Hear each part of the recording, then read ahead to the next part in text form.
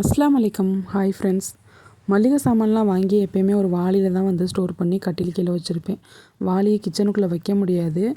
அந்த வாளிக்குள்ளே என்ன இருக்குது ஏது இருக்குன்றதே தெரியாது.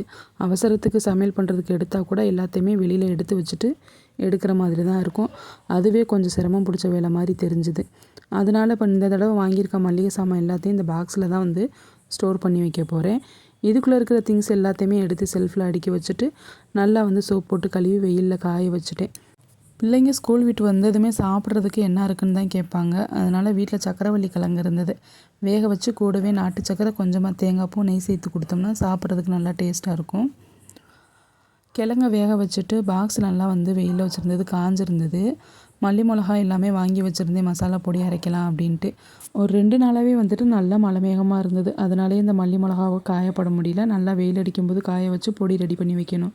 இந்த பாக்ஸுக்குள்ளே பார்க்குறதுக்கு டிரான்ஸ்பரண்ட்டாக இருக்கிறனால உள்ளே என்ன இருக்குது இல்லை அப்படின்றத பார்த்து யூஸ் பண்ணுறதுக்கு கம்ஃபர்டபுளாக இருக்குது. பாக்ஸையுமே கிச்சனில் வைக்கிறதுக்கு இடம் இருந்தது. அதனால் கிச்சன்லேயே வச்சு விட்டுட்டேன். மல்லி மிளகா எல்லாத்தையுமே வந்து வாளியில் ஸ்டோர் பண்ணி கட்டில் கீழே வச்சுட்டேன். நல்லா வெயில் அடிக்கும்போது வெயிலில் காய வச்சு பொடி ரெடி பண்ணி வைக்கணும். வீடியோ பிடிச்சிருந்துச்சுன்னா லைக் பண்ணி நம்ம சேனலை சப்ஸ்கிரைப் பண்ணிக்கோங்க. பாய்.